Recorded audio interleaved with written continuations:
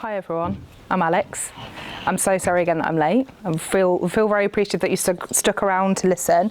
I've put together like a really quick presentation about what I do, how I got to this point, and then if you are interested in a career in podcasting, what you kind of need to be thinking about. The industry's changed a lot since I started working in it, so I'll kind of touch a bit on that, but I'm really keen to hear questions. If it is an area of interest for you, if there's anything I haven't covered that you're interested in, please ask me questions. But yeah, podcasts. I really like this meme, but I'm really aware that now people aren't listening to podcasts as much as they're watching them. So I feel like this is probably something that's a bit dated and probably shows that. So I think, as you mentioned before, like we're watching podcasts more than we're listening to them now. So I'm working a lot on video podcasts, and I'm going to go into that in a bit more detail when I get to what I'm working on at the moment. But just to give you a bit of an overview of, I'm not going to go into this too long because I don't just talk about myself for an hour, but I just wanted to give you an idea of like how I started and how I got to the point I'm at, because I've had a bit of a weird entry into it. So I kind of always thought I wanted to be a journalist of some sort. Then I realised that being a print journalist is probably going to be quite a lot of work. And when I got to Lancaster University, where I did a degree in English Lit, there's a really good radio station there called Wrexham FM, which I think is still there and has always been really good and has a really good track record of like churning out people that have gone to work into the creative industries. So Wrexham, a student radio station that I did a show with my friend Ben, who ended up running BBC Three Counties Radio for a little bit. We did a very silly show on a Thursday afternoon where we basically just got a little bit drunk and then went and was on the radio for 2 hours. And I was like, oh, this is quite fun. Maybe I could do this for a job. Obviously not getting drunk and going on the radio. But after that, I thought, oh my gosh, what am I going to do when I finish my degree? I had absolutely no idea, but knew I'd enjoyed that. So I moved back home, spent a couple of years working in a call centre down the road in Shrewsbury, where my parents live now, and decided to save up to do a master's.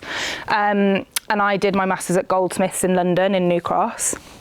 This was about 15 years ago now, a bit longer ago than I would usually care to admit. But the course I did was a radio master's. So this is when podcasting was just becoming a thing. So we started to talk about podcasts like This American Life and Radio Lab, which are very big, highly produced shows coming out of the States.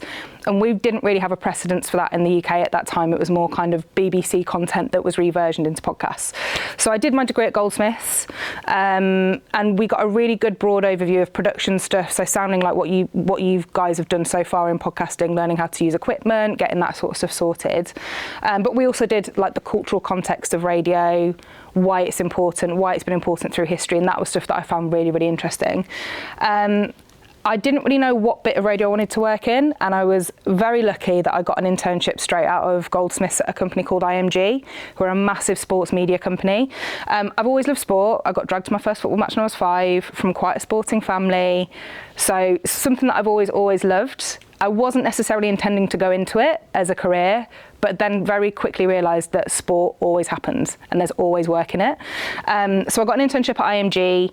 And my first ever job in radio was cutting out match points at Wimbledon at the tennis for a couple of weeks in the summer, sat underneath centre court and just passing match points over to a producer so they could play them out on the radio. So I did that for 2 weeks, and was good enough at that IMG asked me to come back and work on a couple of new shows they'd had commissioned in their audio department. One of them was I don't know how much of you are football fans, so this might be tedious, but one of them was a Champions League match night show where they did live coverage of Champions League football for UEFA's website, and another one was a podcast for the Premier League, a very early iteration of a podcast for them, which was a Monday kind of weekend reaction show. So I, again, did something very similar, went and cut out clips, interviews, that kind of thing. And for the live match night show, I'd like make the teas, make sure everyone was happy, make sure everything was recording properly, all that sort of kind of stuff. So I did that on a freelance basis for about 9 months. And then I went and worked for BT Sport for a little bit, which is now TNT. And I did a really very different job there. Instead of working on the production side, as I've been doing before, I ended up working on the kind of production facility side, so making sure that the content went out correctly. So working in the TX suite, the transmission suite, so sort of on the other end, the bit before the viewer sees it. So that job just involved kind of sitting in a TX suite, making sure everything looked and sounded okay, went out when it should do, the ads went where they should do, that kind of thing. It was a really interesting job. kind of worked out quite quickly. It was not what I wanted to do, but it was a really good way of working that out. And I think that's something I recommend to you all. Even if you end up doing something that you're not entirely fussed on, it's good to do stuff to rule other stuff out, I think. So I did 6 months there, and then IMG came back to me and asked if I'd like to go and work for them full time. And I said, yes, please. So I went back there for 2 years and ended up working on lots more football, lots of golf, which is actually quite a lot of fun. Just very, very, very long days. Lots more tennis, worked on the Rugby World Cup in 2015, did a bit of rugby league as well. So it was a proper kind of baptism of fire, really good place to cut your teeth, because I did a bit of everything. And my job there was radio production assistant. So I do stuff like booking commentators, making sure that feeds were booked for transmission, and this was for radio and TV. And then I'd also do stuff like making the teas, making sure everyone was happy, just sort of, making sure everything worked as it should do to help the producers and the senior editors about. So yeah, I did a couple of years there, kind of reached the ceiling of what I probably could do there. IMG is a bit of a weird company. There's a lot of people there who've been there for years, so the route for progression's a little bit limited. And I clocked that quite quickly and decided that after the 2015 World Cup, it was probably time for me to go on and do something else. But one of the things that I'd done quite a lot at IMG was look after the podcast business, which had kind of just started to be a thing. So this is 2013 to 2015 when podcasting became a bit more of a viable industry. So what we would do is, certainly for our live coverage, we'd do like a day of coverage, and then the last half an hour would be something we'd then cut out and then release it as a podcast as well as it going out on the radio. And I sort of started to manage those processes and working with a company called audioBoom, who I'm not sure if you'll have come across them, but they're a podcast hosting platform. And very, very different iteration to what they are now. But they had a job as a sports account executive going and asked if I'd like to go and work there. And I said, yes, please. So I popped over to audioBoom for a couple of years, and audioBoom was great. It was a bit of a different company then, and I don't think they'd mind me saying this. There was a lot of people of a similar age. We were kind of learning what we were doing as we were going, because the podcast industry was very, very, very, very new. So yeah, a lot of the stuff I did there was very speculative and very formative in going out to football clubs or going to organisations or going to newspapers saying, why don't you make a podcast as well as writing stuff or as well as doing video stuff? So it's kind of building a business from scratch there, really. So I went from doing a lot of production stuff to doing more account management, business development, and building kind of a network across the industry that way. Very different job, very enjoyable. Did a couple of years there, and then ended up at Spotify, which is where I am now. So I've been there 7 years now, which is a long time to be in a company, but it's a great company to work for. So I started off at Spotify in 2018 as the first hire in the UK, working on the new podcast strategy that they'd built. And it was a bit of a weird kind of starting from scratch job, where Spotify had some money to do some podcasts, thought it was a good idea, and we agreed with them, and they wanted someone that had got production experience but had also got a bit of account management and business development experience, and I ended up being that person. So it was a very, very experimental time. I don't know if any of you hopefully use Spotify for your podcasts now, but when I started working there, I think we had about 20,000 podcasts on platform. We've got 5 million now, and at the time, instead of the open access that we have where if you've got a podcast you can sign it really easily and distribute it, back then you used to have to contact us and we'd have to manually ingest it to the website. It was a very, very, very different process. We'd have to do a lot more in the way of contracts and that kind of thing. It's a bit different now. But we also had a budget to make and create new podcasts that Spotify owned and operated. And it was quite a nice time to do it. We were really experimental, made some really interesting comedy stuff, made some stuff with really big talent, made some sports stuff, which is obviously the area that I'd come from. And did that for 3 years. I then ended up actually moving not too far from here during the pandemic. My partner's Welsh, so we decided to move back up here for a bit. And then had a bit of I'm not sure if I want to do this for much longer. The industry had really started to change. I was getting a little bit jaded by it. And yeah, I sort of was trying to reconsider what I wanted to do. And I think a lot of people were doing that during the pandemic, right? Like people kind of rethinking what they wanted to do. But I was quite lucky that Spotify went on a bit of a shopping spree and bought quite a few other companies to sit under their podcast umbrella, one of them being a company called The Ringer. I don't know if anyone's heard of The Ringer, potentially. heard of it. Yeah, so The Ringer is a company that Spotify bought back in 2020, 2021, and it's a sports podcast network and pop culture podcast network, but it's also got a website attached to it as well. Very, very US based, so bread and butter is like NBA, NFL content. As part of the acquisition of The Ringer, they were sort of tasked with looking globally at what we could do for sports content around the world. So I stuck my hand up and said I wouldn't mind having a bit of a crack at having a go at building some UK content. So we started scoping out what to do in the UK for sports content. We'd already done a little bit of football content through Spotify UK a couple of years previously. We made some football documentaries with a football magazine called Mundial. Got one of their stickers on my laptop, I think. And then we made some women's football content. We also made some like little funny short form stuff with a production company in Manchester called audioBoom, who are a great production company. And it had gone pretty well. We thought there was probably quite a good space for us to build some cool football stuff in market.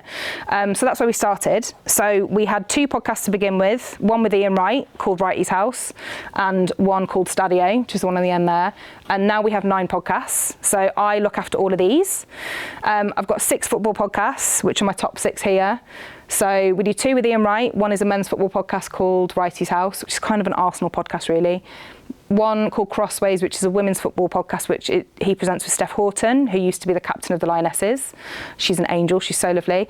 And we have another women's football podcast called Counterpressed, and then Stadio, which is a podcast that we acquired. It already existed and we bought it to sit in our slate. And that's quite an interesting podcast because it sort of sits in the intersection between football and pop culture. And they talk a lot about global football as well as just talking about the Premier League and what happened at the weekend. And then the next 2 down, so the reason I'm here is because of the Fozcast. I met Peter at a Fozcast live show that we did in Wrexham in September. So Ben's pod has been with us for about 4 years now. So we were lucky that Ben was doing his podcast with us when he played for Wrexham. Well, the second time he played for Wrexham a couple of years ago. That's probably our biggest podcast. And then The Ripple Effect with James Alcott, who is a YouTuber who actually Ben knows quite well. They've done quite a lot of work together. That's probably our most formatted pod. Instead of just being, this happened at the weekend, that's a bit more of, if this hadn't have happened at the weekend, what would have happened? So we try and think a bit more about how we can present football content in a slightly more interesting way than just like, this is what's happening kind of thing. And then my 3 shows at the bottom here are all rugby shows. The Rugby Pod, again, was a show that already existed and Spotify went and bought that podcast to sit on our slate. That's the biggest rugby union podcast in the world, which I'm quite proud of. It's quite a difficult market. The next one is Rugby Radio. We launched that 6 months ago. That's a women's rugby podcast. So we've got quite a focus on women's sport content at the moment. It's a massive summer of sport for women's sport, women's Euros, and then Women's Rugby World Cup in August. That's presented by Ellie Kilden and Jess Breach. Ellie is officially the best women's rugby player in the world, which is quite an exciting one to have. And then the one next to that is Big Jim's show. So Jim played for Scotland for years. He also co-hosts the Rugby Pod, and that's sort of, to give it kind of a basic comparison, is probably the rugby version of the Fozcast, in that it's a one-on-one interview that he does with a rugby player or a coach or someone else that he just finds interesting. So these are our 9. So my job is Senior Partnerships Manager, which is a bit pretty vague, non-specific title. And to be honest, I don't always know what it means. But I've kind of broken it down a little bit to what I do, just to give you an idea of the kind of roles that exist in the podcasting space. I will say, though, that my job's pretty weird. I don't think there's many other jobs like mine in the podcast space, so it's probably not one that's representative of what you might be doing if you went into podcasting. And I've been at it for like 15 years now, so I've paid my dues, let's put it that way. But yeah, so my day-to-day is generally talent management's probably the most important. I look after all of our podcasts on the slide before, and that could be just checking in to make sure they're okay, checking in to make sure that they've done an ad that I sent them, checking in to see if they're available to come and speak to our sales team, just, making sure they're happy, being the friendly face of Spotify and the Ringer to them. Contracts and payments, that's important. They like to get paid. Contracts, I tend to help, we have a business affairs and legal team that do most of that, but I'll be the liaison between talent, agents and our BA and legal teams. I am not clever enough to draw up proper contracts, but I get someone else to do that for me, then I just make sure that everyone's happy with it.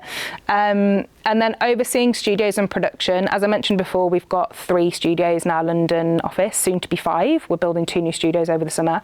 The Ringer owns all of our studio operations globally at Spotify. So we've got studios in New York, LA, Paris, Tokyo, Stockholm, maybe one other that I've forgotten, and London, obviously. So I work with my colleague Bex, who's our head of production, just to make sure that all of our podcasts are scheduled, they're happy, they've got what they need. Most of the Ringer podcasts that I look after record in our studios, which is quite a novelty. Some of our other podcasts don't do that, so we can keep a pretty good eye on them, make sure they're behaving themselves. Business development and identifying new opportunities in market. So as well as the podcasts we have, we're always looking for new podcasts to add to our slate of content. That might be completely brand new shows that we want to create because we found talent that we really like, or it might be going and identifying a podcast that we think might be quite a good fit along with the other podcasts that we have. And when I say the podcasts that we have, we own and operate those podcasts, i.e. we pay a fee to those podcasters.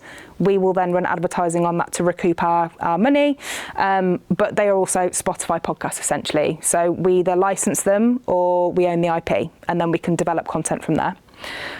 So yeah, I'm constantly chatting to agents or ex-footballers or, people who come to me and say, I'd like to do a podcast. Can you either give me a hand just like knowing how to do it, or would you like to work with us on this opportunity? Port of call for inquiries.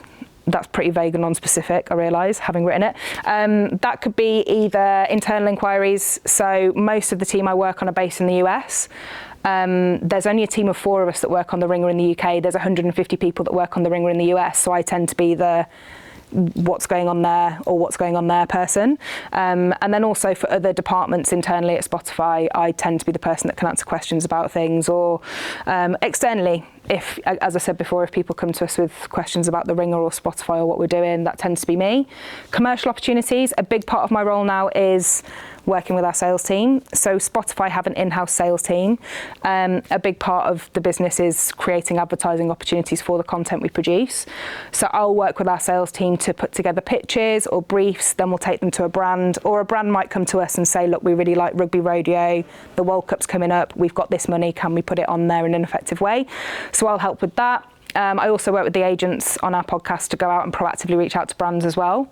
That's becoming an increasingly bigger part of my job. It's not something that I set out to do really, but now it's something that I do a lot of. Marketing and promo. Again, we've got a marketing and a comms team at Spotify, but I'll tend to help out with timescales. So, for example, knowing that we've got the Euros and the World Cup coming up for our women's sports podcast this summer, we're already mapping out the promo we'll do, whether that's on Spotify socials or whether we'll do something bigger. We're going to do a big live show as well for our women's football pod, so we'll work out how we do that. Strategic partnerships. Bit of a weird one. So as well as doing kind of paid for marketing and promo, we'll also partner up with people we think can kind of develop and grow the podcast audiences we have, but also vice versa. For example, last season we did quite a lot of stuff with Chelsea women through our women's football podcast. So we did a live show at Stamford Bridge. We did some work with some of their players. They were guests on our podcast. So that benefited Chelsea because they want their players to get more kind of airtime and get more comfortable with being, media savvy, but it also benefits us because we get the promo from them as well. Liaising with other markets. Kind of what I said before about port of call for inquiries really. So at Spotify, everything outside the US would be a market. So I'll work with markets to kind of work out, I'm trying to think of an example. Germany's a good example. Quite a similar market to the UK in lots of ways. Like football's the number 1 sport there, very similar consumption, very similar demographics using Spotify. So we've worked together a couple of times, myself and the German team, just to kind of work out if there's any ways around the Euros last summer, for example. I went over to Germany for a bit. So yeah, bit of that work. Social impact partnerships.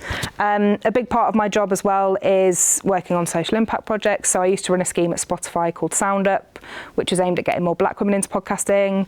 I currently work on the lead for our Creator Equity Fund. So Spotify committed $100 million to help underserved voices in podcasting, and I run the UK arm of that. We also run a partnership with the iconic Roundhouse venue in London, who've also got a charitable arm, and I run a mentorship scheme with those guys there for kids coming through the charitable arm there who want to get into media. We then pair them up with someone at Spotify just so they can get some real world experience. So I help do that. And I get to do some quite cool stuff too. So I was in Germany last summer, went to the States for a bit. So it's busy, but it's a really great company to work for. Very, very lucky. Get to do some cool stuff, get to do some travelling, get to go to a lot of free rugby matches especially, which my very Welsh fiance loves because he obviously loves rugby. So yeah, that's basically my job. It seems like a lot. It's a lot of fun though.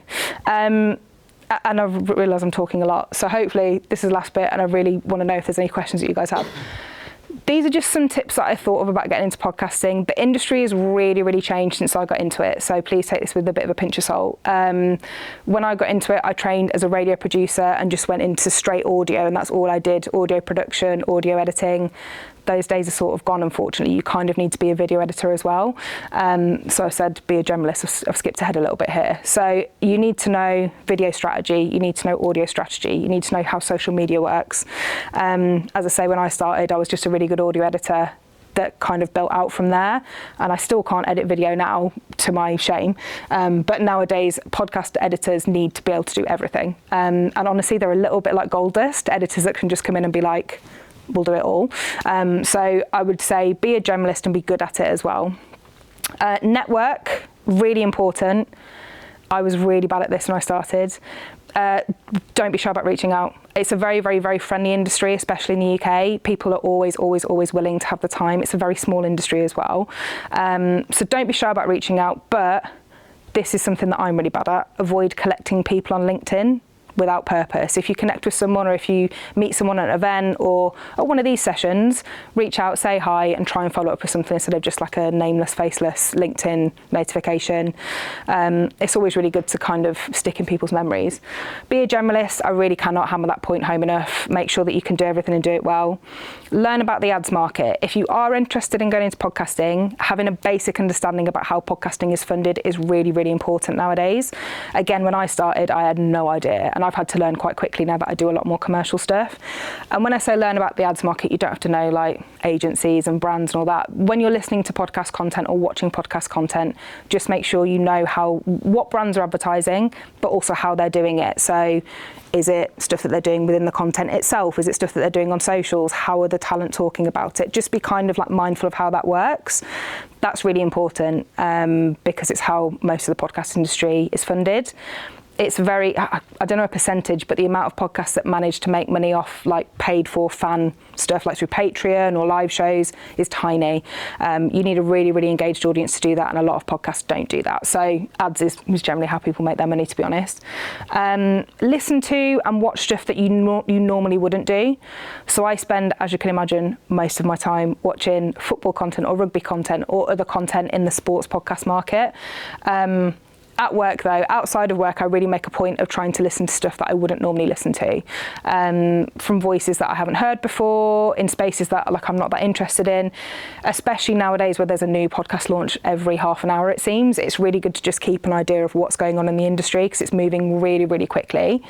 Learn how to make a good tea or coffee if you can't already do that. I cannot overstate this enough. When I started at IMG, I did make the teas for a lot of the time, and it was teas for big production teams. But honestly, learning how to make a good tea goes a lot further than you think. People remember you, and if you're nice to everyone with it, it really is helpful. And I make teas now and coffees now for my podcasters when they come in. So it's a really simple thing, but just bear that in mind. The podcast industry it runs on caffeine, I'm not going to lie. Subscribing to industry newsletters is really, and that should say pod news, not pubod news. That looks, yeah, I don't know what I've done there, but just remove the B. There's lots and lots of really good industry newsletters floating about now. Pod News is probably the best one because it's got lots of vacancies on there every day as well. It's a daily newsletter. And then there's a lady called Ashley Carman who posts a lot on LinkedIn actually, but she also writes for Bloomberg, I think. She doesn't like Spotify, that's for sure, but she's also really good, like gets lots of good scoops podcast wise. There's lots of great podcast newsletters, and I can send a list around after this, but I would really recommend just trying to get as much of a kind of steer on what's going on in the industry as you can. Again, it moves really, really quickly, and there's a wealth of knowledge out there that you can tap into. Build a portfolio. I'm sure this is something that Peter and Graham are getting used to anyway, but nowadays it's really important. So especially for me as a commissioner, a lot of the time I use freelancers or I'm looking for new people to come in and help me out on my content. it's really useful if I can be like, oh, their Instagram looks great, I can see some edited clips they've done for something else, or they've got a website that's really useful, or their LinkedIn's up to date, just something like that. Because a lot of the time we do use freelancers, or we are looking for new people to come into the industry. So that's really, really important. Again, in a way that it probably wasn't when I started out. And then this is probably the most important one. Be nice to everyone. It's an incredibly small industry. As this is just a lesson for life, isn't it, I suppose? But it's a really, really small industry. Everyone knows everyone else. And even as the industry's growing, it always links back to someone that you worked with somewhere, or, you know. And I would also say that, again, because I'm a commissioner and I work a lot on bringing new content in or new people in, I'm in a couple of little like WhatsApp groups where we'll share tips for good freelancers or tips for new people coming to the industry, and it does go a really, really long way if you're known as someone that's good to deal with, that's nice, that's efficient, that's punctual. Ironic given that I was half an hour late, but yeah, it does go a long way. So that is probably my number one tip, is just be nice to everyone. But yeah, that's probably about it really. I hope that's useful. This is not an exhaustive list, I will say, but hopefully that's some good tips to get started. So yeah. Any questions? Yeah. Go for it. I'm going to grab my coffee, I'm going to sit down. I was going to see if anyone else will have one first. I feel like I rattled through that, so I thought I had more to say, but hopefully you have questions and I can fill in the gaps where I missed out anything. I'm going to sit down as well. There we go. Over to you, Rob. Yeah, thanks for coming in. I really enjoyed that. No, it's been a pleasure. Thank you. Thanks.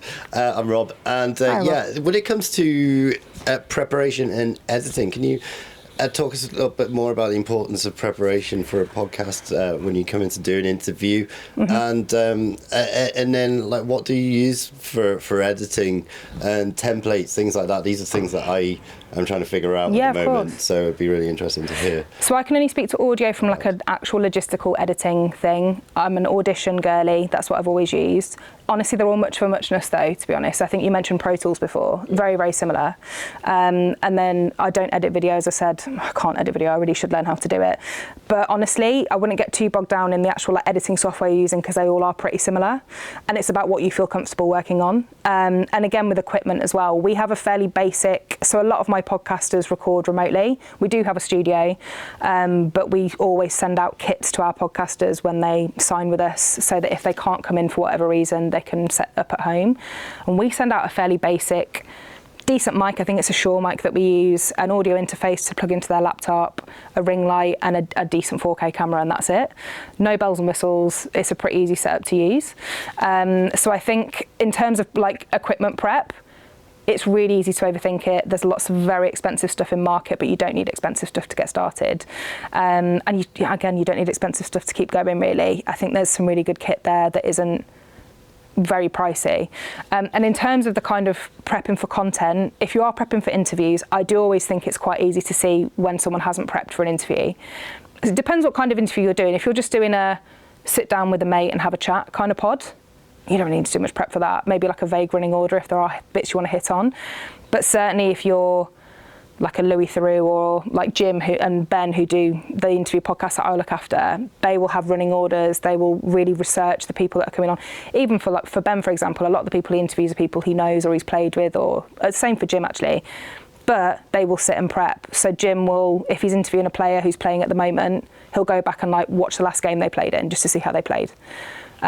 Make sure that he has all the basics down. So I think it is really, really important to feel prepped, not necessarily because it comes across in the content, but for you, if you're the interviewer, you'll feel a lot more comfortable knowing that you're not on the back foot with it. So yeah, it is important.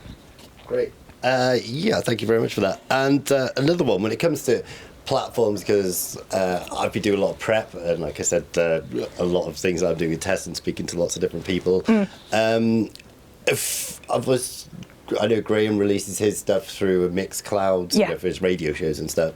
Where I want to do video podcasts, I've been looking at YouTube, and I've set up a YouTube channel to start uploading stuff when I finish, got it all together and it's all edited or whatever. But with Spotify, then, you doing video with Spotify as well, and which is great. Yeah, so video is really, really important now. So you can watch video on Spotify. That's great, because I've always thought of Spotify until now as like the just audio, music and audio place, you know. So trying to be a bit of everything, really. Yeah. So you can distribute video to Spotify via our platform. So we have a distribution platform within Spotify. There's two bits to that. One bit is called, so if this is getting a bit technical and if I say anything that sounds a bit too corporate, let me know and I'll try and explain it in easier terms. But Megaphone is a company like The Ringer that Spotify acquired a few years ago, which is what we tend to use for enterprise, so business, so people who've got more than one podcast, will point them to that. But you can distribute video through that. And then Spotify for Creators is the other bit where if you have one podcast, that's probably a little bit more suitable to go via that way. And you can upload video content to both. The video will sit on Spotify, and then the audio will be distributed to other platforms, so like Apple Podcasts, or I was going to say Google Podcasts, but I'm not sure that exists anymore. And then Amazon Pods, other places that you can listen to your podcasts. It'll just be the audio file that gets isolated from the video and is distributed. That, unfortunately, doesn't distribute to YouTube, so you have to upload that separately. But I would really recommend that you do that. I think the more places your content goes, the better. So all of my podcasts now are... Here they are. They're all on YouTube now as well. So you can watch those podcasts there. I'd say Spotify, obviously, work there. In terms of podcast consumption, I think we've got the best product in market. I think YouTube's really good for discoverability. So the algorithms on YouTube are really, really good for finding new content, which is why we want to make sure that our content lives there as well, and you should as well if you're distributing content. Mixcloud's great if you're doing music stuff because they've got music licenses. There's a real kind of grey area with podcasting and music, and you may well have touched on this, so if this is something you've talked about before, you can't put music in podcasts, annoyingly. Not that at all. So we've gone back and forth on this a lot. Sometimes people will be like, but there's a fair usage thing, you can put like 20 seconds in. I don't think that's true, to be honest. And we have a copyright takedown on Spotify, so often our system will kind of like scoop through stuff, and if we find anything that is a bit, because it is now open distribution, anyone can upload what they want to Spotify. Obviously, there's a few times that copyrighted stuff has ended up on the platform. So our system will identify that and take it down. But yeah, to be completely on the safe side, don't put music in your podcast unless you know you can use it, unless you know it's not copyrighted, unless you've expressly got the permission from the artist or the musician, unless you are the artist or the musician. This That's is what I fine. want to get to, because where I went to could be it's a music and culture show. Okay. So, and the people that I want to have artists as guests coming onto the show, and it'd be nice if you could do live performance and stuff like that. So, which might not go to the podcast, but it might be able to go into other things. With intros and outros, because obviously you have intro and outro music, could you put their single, if it was theirs, as their new piece as the intro and the outro, because they are featuring in it? If they give you their permission, if they give you their permission, I suppose. I mean, I don't want to go into all this, but yeah, my rule on it has always been err on the side of caution and don't do it. But I think from what you're saying, it's a bit of a different use case, so it might be a bit more. There's lots of ways of getting around it though. We've tried to make a few, not really so much recently, but when I first started at Spotify and we were just starting our podcast strategy, I suppose, we really were like, oh God, it feels like we're going to miss a trick a bit if we don't do some music-based stuff, because we're a music platform, ostensibly a music platform at that time. Now we're obviously a bit of everything. So we really thought about it, and we did have something at one point, I think they've deprecated it now, but we used to have something called Music and Talk, where you could insert full tracks into a podcast. So you had to do it through Spotify for Creators. You could upload your podcast and put markers in, and then insert like a full track from the Spotify system, as it were. I don't think that works anymore. But what we try and advise people, if they come to us with like I'm doing a music podcast, we can't put music in it, how do I get around this? Make a playlist, and then you can point to that from within the podcast metadata. Or if you're using YouTube again, which it sounds like you would be, point to it on YouTube. So you're kind of reversioning your content. So you might have one thing living on Spotify and then a different thing living on YouTube, which actually is better, because then you're getting twice the consumption from one person, if that makes sense. So yeah, that's what I'd do in your case. Okay. Is anyone else want to take the mic off me? Any other questions for anybody? Conversation, if you want. No? Because I know one thing, what going on with what Rob said, I know when you upload to YouTube, any copyrighted material that it discovers, it's got potential copyright infringement, which you can fill out a form, which then goes to the artist, and then they can say, yeah, I've given them permission, because we have a lot of bands coming through here, which they might be signed, but we still have to get their permission. Now, is that something that they do? That's Spotify, does it automatically detect, but then cuts it straight away, or can, if they know they've got permission? As long as you put a credit in, I suppose. It's a really good question. I don't know the answer to that. We definitely do have like a system that identifies copyrighted stuff that's uploaded via podcasts, Spotify for creators. How we deal with that, or sometimes we'll get creators actively coming to us and going, in that podcast, my song's playing, can you take it down? Or even like someone's ripped a podcast and set up a separate podcast feed. I don't know about the other way. I'm assuming we do have some provision in place, but I don't want to get myself into trouble. So That's I'm assuming we do though. But yeah, I didn't realise that that's what YouTube did though, that they... Yeah, because we have had an artist in here recently, Whitney. Remember the last session we did with Whitney here? One of her songs hasn't been released yet, but right. She gave us permission to put it up. Okay. So she's a signed artist. Right. So as long as we credit it, yeah. We fill out the form, it goes to her, she says yes or no. If she says no, it's taken down. Straight down. So interesting. So, go Yeah. with your question. Continue with your question. Hi, my name is Tony. Hi, Tony. Hi. Continue with Peter's question. And you got those bots that they call no bots, but you know the company when you see copyright their article, they'll stop and take it down. Would those artists be penalized for putting something that is copyrighted, or probably without their knowledge that is someone else already? You know, someone else done it. Would I be penalized for? You know, okay, I put an album in, and then at least three or four tracks has got a little thing from other music. Sample, you mean? Yes, yeah, sample. Would all the album be penalized, or just the individual file? So if you're using a sample from someone else in your track, or if they're using your sample? Yeah, vice versa. Oh, good question. I think you wouldn't be penalised if it was the second case. If someone was using your content, they would be penalised. But if you were using someone else's, this is probably a broader question than just what Spotify would do. I think it's more of a broad like copyright question. Yeah. And yeah, again, not sure of the answer, but it's a really, really interesting one, because I think the lines are quite blurred now in terms of how people use content, distribute it. Yeah. But certainly if you were an artist and someone used your content, you would be penalised for that, for sure. Yeah. Okay. Any more questions for anybody? Anything? No. Well, thank you very much, Alex. Thank you. Thanks for having me. Very much. Oh, thank you.